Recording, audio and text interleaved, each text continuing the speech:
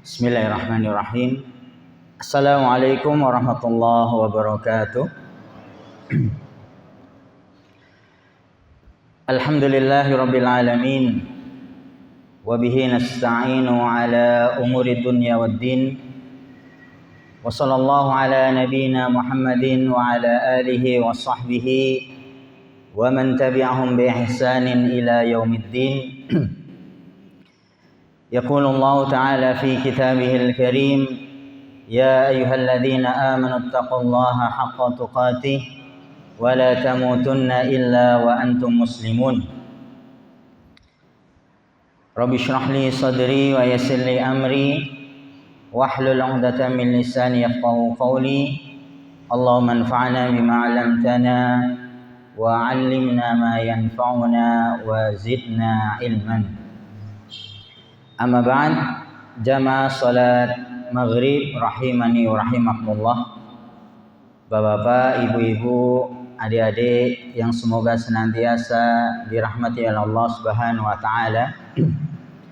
Alhamdulillah, tidak henti-hentinya kita memuja dan memuji Allah Subhanahu wa taala serta bersyukur atas limpahan karunia taufik hidayah dari Allah Subhanahu wa taala sehingga kita bisa melaksanakan salah satu kewajiban yang Allah perintahkan kepada kita, diantaranya adalah salat maghrib dengan berjamaah, disambung dengan kita duduk ya di masjid yang kita cintai ini, Masjid Baitul Jannah, untuk kita sama-sama tawasau bil haq wa tawasau bis sabr, kita saling wasiat mewasiati dalam kebenaran dan juga kesabaran, sekaligus kita sama-sama menuntut ilmu ya, sama-sama kita di sini belajar memperkaya hasanah ya pengetahuan kita akan agama kita. Kita senantiasa berharap dan berdoa kepada Allah Subhanahu wa taala semoga apa yang kita kerjakan dari amal soleh itu diterima ya, menjadi tambahan kebaikan kita kelak ketika kita menghadap kepada Allah Subhanahu wa taala. Allahumma amin.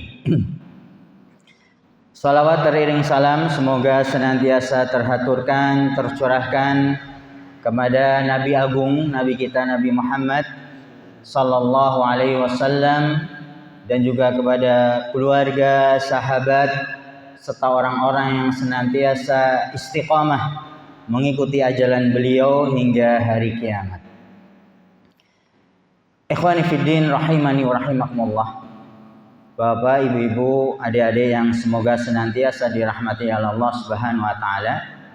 Insyaallah pada kesempatan kali ini kita akan melanjutkan ya bacaan kita masih berkaitan dengan hadis-hadis dari Nabi kita Nabi Muhammad sallallahu alaihi wasallam ya, yang diambil dari kitab Arba'una Hadisan fi Tatwir An-Nafs ya, yaitu kumpulan 40 hadis yang isinya adalah tatwir, itu pengembangan diri ya menjadi pribadi-pribadi yang unggul.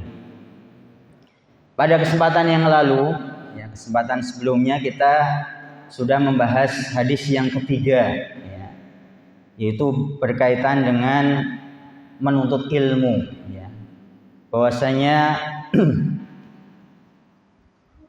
ciri orang yang sukses, ya, atau ketika seseorang ingin menjadi orang yang sukses di dunia dan di akhirat, maka dia tidak berhenti belajar. Orang yang sukses itu tidak berhenti belajar. Itu di hadis yang lalu ya, yang mana penulis membawakan hadis ya berkaitan dengan sahabat yang diberitahu ya oleh syaitan ya akan keutamaan orang membaca surat ayat kursi ya. Jadi sahabat itu belajar ya sesuatu yang bermanfaat bahkan dari dari syaitan. Ya. Jadi bagaimana orang belajar itu ya tidak mesti dari orang yang ada di atasnya. Bisa jadi dia belajar sesuatu yang bermanfaat untuk dirinya dari orang yang mungkin ada di bawahnya. Orang belajar dari anaknya, ya. Belajar dari mungkin kalau di rumah ada rewang gitu ya. Bisa jadi kita belajar dari rewang kita. Ya. Perkara-perkara yang baik. Jadi itu termasuk kunci orang yang sukses adalah tidak berhenti belajar. Kemudian di hadis selanjutnya, ini hadis yang keempat ya. Ini temanya adalah fokus terhadap target ya. Jadi tema kita adalah fokus terhadap target ya. Ini disebutkan di dalam kitab ini ya. Termasuk dari ciri atau ya, orang yang sukses itu mereka memiliki target di dalam hidup ini ya. Memiliki target di dalam kehidupannya ya. Ini dikatakan an-najihuna yad'una ahdafahum ya. Orang yang sukses itu mereka punya target yang ingin dia capai. Wa yas'auna li tahqiqiha. Termasuk mereka juga berusaha untuk mewujudkan targetnya, berusaha untuk mencapai tujuan yang sudah dia cita-citakan. Ini termasuk ciri orang yang sukses. Namun kadang-kadang ada orang yang sudah menempuh jalan kesuksesan, tetapi dia tidak mencapai apa yang dia inginkan. Kadang-kadang orang sudah menempuh jalan kesuksesan, ya, dia berusaha untuk mewujudkan cita-citanya, tetapi dia tidak sampai pada tujuannya. Kira-kira kenapa? Ya, bisa jadi karena mungkin dia tidak memiliki semangat yang tinggi atau tekad yang kuat untuk mewujudkan cita-citanya. Sudah ada di jalan yang benar, tetapi dia kurang bersemangat. Atau mungkin dia lalai gitu ya, atau dia terlena dengan perkara-perkara yang lain sehingga dia tidak fokus ya, terhadap tujuannya. Jadi orang ketika mengharapkan sampai kepada tujuannya, itu dia dituntut untuk fokus. Mungkin kalau boleh digambarkan gitu ya, ada orang punya jadwal gitu ya, dia punya jadwal untuk naik pesawat umpamanya di Jogja sana gitu ya, jam 12 siang kan gitu. Maka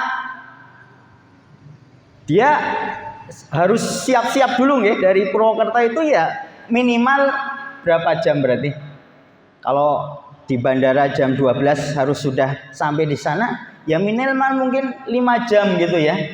Sebelum jam 12 dia sudah berangkat dari Purwokerto kan gitu, supaya nanti tidak ketinggalan pesawat kan gitu. Jadi ada tujuannya, dia harus sampai di Jogja sebelum pukul 12.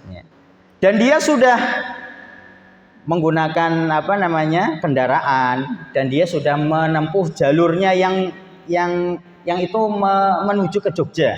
Ya. Kalau dari Purwokerto ke Jogja ya kebanyakan lewatnya pundi? Ya dari sini ke Banyumas gitu ya, Banyumas, Kebumen dan Purworejo, Kutoarjo gitu. Nah, baru sampai nanti di bandara. Dia sudah menggunakan kalau sekarang kan tinggal buka HP gitu ya. Sudah menempuh jalur yang itu akan menuju ke Jogja. Ya. Tapi ternyata di tengah jalan dia mampir dulu gitu ya. mampir ke temannya dulu ya. Mungkin berangkat ya, kalau 5 jam sebelumnya berarti jam berapa? Jam 7 ya. Jam 7 berangkat, dia malahan apa? Mampir dulu ya ke temannya ya, karena mungkin sudah lama tidak berjumpa di Kebumen umpamanya. Dia mampir di sana malahan apa? Kemudian ngobrol lama sampai 2 jam gitu ya. 2 jam baru dia melanjutkan lagi ya. Kemudian nanti di setelah Kebumen Kutuarjo umpamanya, mampir dulu, makan dulu ya. Sampai lama gitu ya. Maka apa yang terjadi? Apakah dia kemudian bisa sampai di tempat tujuan sampai tempat waktu? Ya tidak akan sampai tepat waktu, walaupun dia sudah apa? Melewati jalur yang tepat. Dia ketinggalan pesawatnya. Karena apa? Dia tidak fokus untuk kemudian ya menempuh perjalanannya sampai tiba pada tepat waktunya, malahan mampir-mampir dulu. Ini kadang-kadang yang menjadikan orang itu gagal, tidak mencapai tujuan yang dia inginkan. Makanya perlu orang itu fokus ya, fokus di dalam dia mengejar target atau cita-cita yang dia inginkan. Maka di hadis yang keempat ini bagaimana baginda kita Nabi Muhammad SAW itu pernah mengajarkan kepada sahabatnya yang beliau sangat cintai, yaitu sahabat Ali radhiyallahu an. Bagaimana beliau mengajarkan kepada sahabat Ali agar senantiasa berdoa kepada Allah Subhanahu wa taala. Di antaranya adalah doa agar diberikan apa? Hidayah dan juga istiqomahan ya. Hidayah dan istiqomah supaya orang itu fokus terhadap tujuan hidupnya ya. Ini disebutkan an Ali radhiyallahu an, diriwayatkan dari sahabat Ali radhiyallahu anhu, qala ya. Qala Rasulullah, qala li Rasulullah sallallahu alaihi wasallam. Itu berkata kepadaku siapa? Nabi sallallahu alaihi wasallam. Apa yang dikatakan oleh Nabi kepada sahabat Ali? Beliau bersabda, "Qul." Qul itu artinya apa? Katakanlah, ya. Jadi ini Nabi mengajari sahabatnya yang tercinta doa, ya, suatu doa, sebuah doa. Ya. Qul Allahumma hdini wasaddidni. Allahumma hdini wasaddidni. Doanya pendek, tetapi kalimat yang pendek ini memiliki apa? Cakupan yang luas. Doa yang memiliki apa? Yang mengandung kebaikan bagi seorang hamba baik di dunia maupun di akhirat, dan ini mencakup segala urusan. Apa doanya? Allahumma hdini. Ya Allah, berikanlah aku petunjuk hidayah. Allahumma hdini wasaddidni, dan berikan aku keteguhan, keistiqomahan di dalam menempuh jalan kebenaran. Ya. Mungkin bisa langsung hafal gitu nggih. Allahumma hdini wasaddidni. Ya Allah, berikanlah aku hidayah, petunjuk, dan berikan aku apa? Keteguhan di dalam menempuh jalan kebenaran. Ya. Kemudian Nabi mengatakan apa? Wazkur bil huda hidayatak. Wazkur bil huda hidayatak. Maka ketika engkau meminta hidayah, petunjuk dari Allah Subhanahu wa taala, maka ingatlah ketika engkau berada di jalan dan engkau butuh akan petunjuk. Ya. Jadi ini Nabi memberikan apa? Gambaran gitu. Kalau engkau ketika meminta doa berupa hidayah kepada Allah, maka anggaplah dirimu itu sedang apa? meminta supaya engkau ketika melakukan perjalanan itu tidak tersesatkan gitu. Ya kalau orang umpamanya tiba di suatu tempat gitu ya, yang dia belum pernah datang sebelumnya, ya, dan di situ umpamanya ada perempatan kan gitu, dan dia tidak tahu arah jalan yang harus dia lewati, kan dia butuh apa? Butuh orang yang memberitahu kan gitu. Umpamanya di pertigaan jalan gitu ya, di sini pertigaan sini ya. Ini ada arah ke Sukaraja, arah ke Kembaran umpamanya nggih. Dia nggak tahu arah ke Kembaran itu mana kan gitu. Dan dia berada di pertengahan jalan, di pertigaan gitu. Maka dia apa yang dilakukan? Dia akan bertanya kepada orang lain kan gitu ya. Mungkin tanya ke orang yang lewat di situ, Pak, kalau mau ke Kembaran mana? Belok kanan apa belok kiri kan gitu. Oh, silahkan kalau mau ke Kembaran belok kiri gitu ya. Jadi orang itu membutuhkan apa? Petunjuk agar tidak tersesat. Maka begitu pula orang yang meminta berdoa hidayah petunjuk kepada Allah Subhanahu wa taala, maka ibaratnya adalah orang itu memang butuh ya suatu petunjuk supaya dia tidak tersesat di jalan. Kemudian apa yang dikatakan oleh Nabi selanjutnya? Wassadat sadadas siham. Wassadat sadadas sahm. Dan ketika engkau meminta keteguhan, fokus di dalam beramal supaya tetap di jalan kebenaran, itu mintalah seperti apa? Sadad as-sahm. Seperti busur yang tertuju kepada apa? Kepada targetnya. Kita tahu kalau orang memanah itu nggih, itu kan supaya panahannya itu atau busurnya itu tepat pada sasaran, maka harus fokus kan gitu. Jangan sampai busurnya itu malah apa? Ya belok kanan atau belok kiri. Ya. Supaya tepat sasaran dia harus busur itu melesat ya, tepat gitu ya. Tidak ke sasaran, dia tidak apa? Goyah ke kanan atau ke kiri. Ya, ibaratnya seperti itu. Ya. Orang meminta keteguhan kepada Allah itu seperti apa? Busur yang dilepaskan dan itu menuju tepat kepada sasaran.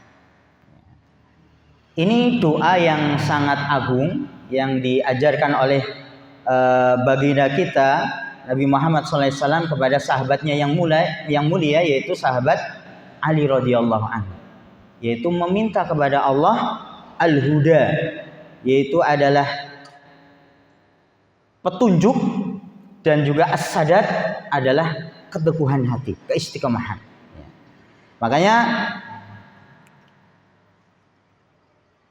al-huda itu sendiri diterangkan adalah, maksudnya al-huda itu adalah seseorang mengenal kebenaran. Ya, al-huda di situ adalah orang mengenal kebenaran dan juga petunjuk dari Allah Subhanahu wa taala supaya mengikuti jalan kebenaran.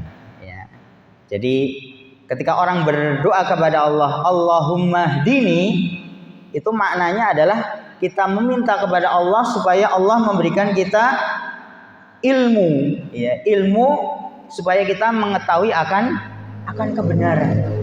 Termasuk juga kita meminta kepada Allah apa? Taufik, petunjuk agar kita mengikuti jalan kebenaran. Ini makna al-huda. Allahumma hdini, ya Allah berikanlah aku petunjuk. Dan juga makanya ini disebutkan al-huda huwa al-ma'rifah bil haq. Maka disebutkan al-huda atau hidayah itu adalah orang mengetahui akan kebenaran, al-ma'rifah bil haq. Tafsilan au ijmalan, baik secara terperinci maupun secara umum, secara global.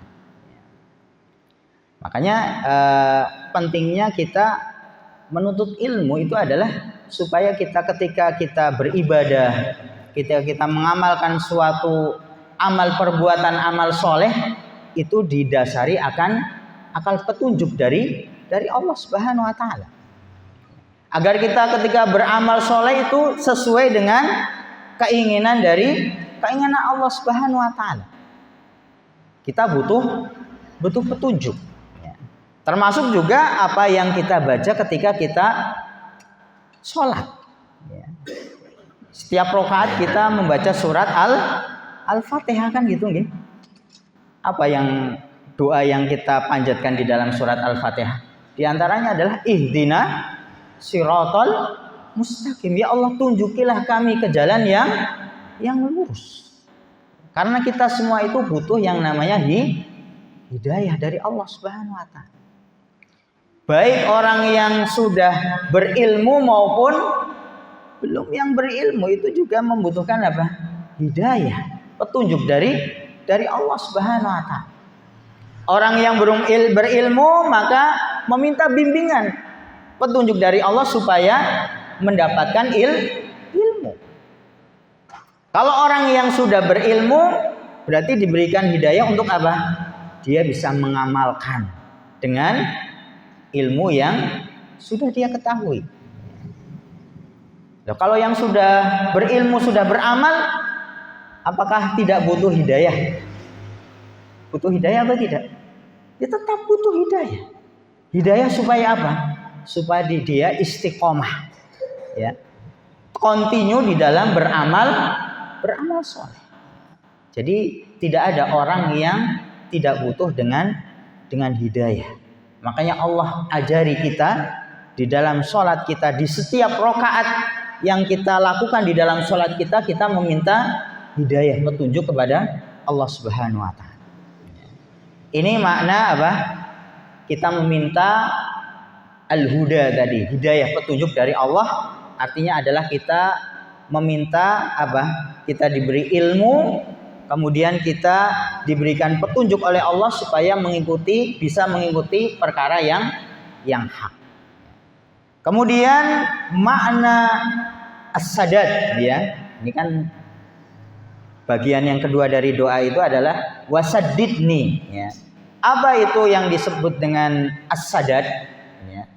As-sadad itu adalah petunjuk dari Allah wal istiqamah, ya. Petunjuk dari Allah, as-sadad itu maknanya adalah taufik wal istiqamah, ya. Istiqamah dalam apa? Istiqamah dalam menepati jalan yang hak, ya. Tadi supaya kita sudah melalui jalan yang benar, supaya kita sampai tujuan, ya, maka kita butuh apa? Bimbingan dari Allah supaya kita istiqamah di dalam melakukan amal-amal soleh kita. Ini makanya disebutkan makna dari as-sadad. As-sadad huwa at-taufiq wal istiqamah. Orang ketika meminta kepada Allah as-sadad itu maknanya adalah at-taufiq wal istiqamah. Orang meminta petunjuk dari Allah wal istiqamah fi jamil umur. Dan orang itu teguh, continue, ya, fi jamil umur, dalam segala urusan, ya. Bima yakunu shawaban 'alal haq, yang mana dia kemudian berjalan di atas kebenaran, ya. Jadi as-sadad itu adalah kita berdoa kepada Allah supaya kita diteguhkan di atas kebenaran. Kita tidak kemudian berpaling dari kebenaran. Karena lawan dari as-sadad, ini dalam bahasa Arab, lawan dari as-sadad itu adalah al-inhiraf. Al-inhiraf itu artinya adalah menyimpang, ya. Lawan dari sadad itu al-inhiraf, menyimpang dari jalan yang lurus, ya. Atau dia kemudian terbujuk dengan rayuan-rayuan syaitan yang menjadikan dia tidak mendapatkan hasil dari ibadah yang sudah dia lakukan. Ini bagaimana seseorang itu membutuhkan petunjuk dari Allah Subhanahu wa taala. Dan ini yang diajarkan oleh baginda kita Nabi Muhammad SAW kepada sahabatnya yang tercinta, yaitu sahabat Ali radhiyallahu anhu, yaitu meminta petunjuk al-hidayah was-sadad, keistiqomahan. Bapak-bapak, ibu-ibu yang semoga dirahmati Allah Subhanahu wa taala, di dalam hadis ini juga Nabi mengatakan apa? Wadhkur bil huda hidayatak. Ketika engkau berdoa kepada Allah meminta petunjuk, maka bayangkanlah engkau itu adalah orang yang sedang berada di perjalanan dan engkau membutuhkan petunjuk. Ini adalah ungkapan yang di situ ada pelajaran yang bisa kita ambil faedahnya. Ini disebutkan oleh mu'alif di sini, ya. Di antara pelajarannya dari kalimat tersebut, ya, itu memberikan pelajaran kepada kita bahwasanya ketika orang itu berdoa kepada Allah Subhanahu wa taala, hendaklah dia betul-betul memahami apa yang dia ucapkan. Jangan sampai ketika dia berdoa kepada Allah Subhanahu wa taala ternyata dia tidak faham, tidak tahu doa yang dia ucapkan. Dia tidak memahami artinya, kan gitu. Ya. Maka dia tidak akan tidak akan menghayati doa yang atau permintaan yang dia minta kepada Allah Subhanahu wa taala. Ini dikatakan qala Ibnul Malik Al-Hanafi, ini dikatakan oleh seorang ulama bernama Ibnul Malik Al-Hanafi, berarti dia adalah bermadzhab Hanafi, ya.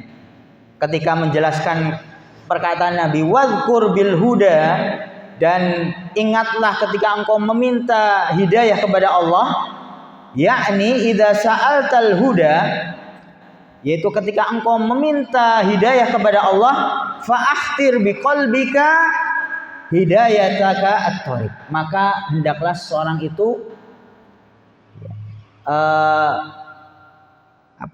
ketika meminta hidayah kepada Allah itu membayangkan bahwasanya dia itu orang yang membutuhkan petunjuk ketika dia melakukan perjalanan. Jangan sampai dia kemudian melewati jalan yang itu membawa ke jalan yang lain, alias dia tersesat dari tujuan asalnya. Jadi ini adalah ungkapan dari Nabi kita Nabi Muhammad SAW supaya orang itu ya betul-betul memahami, ya, kalimat atau doa yang dia panjatkan. Termasuk juga di kalimat akhirnya gitu ya. Ketika orang meminta as-sadad, keteguhan, fokus di dalam amal, itu juga bayangkan seperti apa? Seperti anak panah yang itu melesat, ya, tepat menuju sasaran. Dia tidak goyah ke kanan atau tidak goyah ke kiri. Ya. Makanya penting sekali bagaimana seorang hamba ketika dia sholat itu memahami bacaan sholat. Karena sholat itu juga termasuk doa, ya. Seorang meminta kepada Allah Subhanahu wa taala, ya. Nanti para ulama mengatakan yang namanya doa itu ada dua jenis. Doa itu ada dua jenis, ya. Ada doa al-mas'alah, ada juga ini yang pertama doa al-mas'alah, yang kedua adalah doa al-ibadah. Apa yang dimaksud dengan doa al-mas'alah? Doa masalah itu maksudnya adalah seorang meminta kepada Allah supaya diberikan suatu kenikmatan, ya, manfaat yang dia raih, atau dia meminta kepada Allah supaya dihindarkan dari bahaya. Nah, ini termasuk doa al-mas'alah. Ya. Contohnya umpamanya kita meminta kepada Allah, ya Allah berikanlah kepadaku anak-anak yang soleh, ilmu yang bermanfaat, ya. Kemudian hindarkan dari keluarga kami mara bahaya, lindungilah kami. Ini yang disebut dengan doa masalah. Ya. Seorang meminta kebaikan kepada Allah, manfaat kepada Allah, karena dia yakin yang bisa memberikan manfaat dan bisa menolak madarat itu adalah Allah Subhanahu wa Ta'ala. Itu yang disebut dengan doa masalah. Atau jenis yang kedua yang disebut dengan doa al-ibadah. Doa ibadah. Maksudnya apa doa ibadah? Doa ibadah itu adalah amal soleh atau ibadah yang dilakukan oleh seorang hamba. Kenapa amal ibadah itu juga disebut dengan doa? Karena ketika seorang melakukan suatu amal soleh, amal ibadah, contohnya sholat, kita ketika menjalankan sholat itu ada sesuatu yang ingin kita dapatkan. Betul atau tidak? Iya. Apa yang ingin kita dapatkan? Pahala dari Allah Subhanahu wa Ta'ala. Jadi secara tidak langsung ketika orang itu menjalankan suatu amal kebaikan, ibadah, itu kita di balik itu kita meminta sesuatu kepada Allah. Kita ingin mendapatkan ganjarannya, pahalanya dari Allah Subhanahu wa Ta'ala. Ya. Salat yang kita tunaikan, ya, atau infak yang kita keluarkan gitu ya. Baik infak yang wajib ya, berupa zakat umpamanya, atau sedekah, itu kita menghadapkan dari uang yang kita sedekahkan, yang kita keluarkan itu apa? Balasan dari Allah Subhanahu wa Ta'ala. Dan ini yang disebutkan oleh para ulama, itulah yang disebut dengan ad-doa al-ibadah. Doa tetapi yang itu harapan, permintaan yang diharapkan oleh seorang hamba manakala dia melakukan suatu amal ibadah. Maka ya tadi ya, ketika orang kemudian berdoa kepada Allah Subhanahu wa Ta'ala, hendaklah dia betul-betul memahami, menghayati apa yang dia panjatkan. Yang terlebih khusus adalah bacaan-bacaan di dalam sholat, kan gitu. Ya. Dari kita bertakbir, ya, Allahu Akbar, ya, kita memahami artinya, ya, yang artinya ada Allah Maha Besar. Berarti yang selain Allah itu semuanya kecil. Ya. Allah Maha Besar. Ya. Itu akan menghadirkan apa? Kekhusyuan di dalam hati kita. Ya. Ini manfaat bagaimana orang kemudian memahami, ya, menghayati doa yang dia panjatkan, itu akan menambah kekhusyuan. Ketika orang kemudian membaca doa iftitah, ya, dia memahami, ya, Allahumma ba'id baini, ya, Allah jauhkan dariku, ya, khotoya, ya, dosa-dosaku. Ini akan orang memang betul-betul, ya, dia berdoa meminta kepada Allah, ya. Jadi bagaimana setiap harinya itu kita di dalam ibadah kita itu bertambah baik, ya. Ya di antaranya adalah kita memahami bacaan-bacaan sholat, ya. Terkhusus lagi adalah bacaan surat Al-Fatihah, ya. Itu kan termasuk dari rukun di dalam sholat. Bagaimana kita kemudian memahami, ya, ayat-ayat, ya, di dalam surat Al-Fatihah ini akan menambah kekhusyuan, ya, pengagungan kita kepada Allah Subhanahu wa Ta'ala. Pokoknya ketika orang membaca Alhamdulillahirabbil alamin, segala puji hanya milik Allah Rabbul alamin, ya, Allah yang menguasai alam semesta ini, al-alamin. Berarti tidak ada yang bisa mendatangkan manfaat, madarat, tidak akan ada yang bisa mengabulkan permintaan kecuali siapa? Allah Subhanahu wa Ta'ala, Allah yang mengaturnya. Ini kan menambah pengagungan kita kepada Allah. Dan memang di dalam kita beribadah itu adalah tujuannya adalah mengagungkan Allah Subhanahu wa taala. Ya. Makanya ini disebutkan oleh penulis di sini al-ghayah, ya. Tujuan dari seorang mukmin, ya, itu adalah ketika dia hidup di dunia adalah bagaimana seorang hamba itu dia menghambakan diri kepada Allah Subhanahu wa taala. Ini disebutkan ru'yatuna, jadi tujuan, ya, seorang mukmin ketika dia hidup di dunia adalah al-ikhlasu lillah. Ini tujuan kita sebagai seorang hamba, ya. Ketika dia hidup di dunia, bagaimana hidupnya itu dia persembahkan untuk siapa? Untuk Allah Subhanahu wa taala. Apakah ada dalilnya yang menunjukkan akan tujuan atau cita-cita seorang mukmin yaitu hidup di dunia untuk menghambakan diri kepada Allah? Tentunya banyak ayat-ayat di dalam Al-Qur'an yang menunjukkan akan hal tersebut. Ini diantaranya adalah yang dibawakan oleh muallif di dalam surat Al-An'am, ya.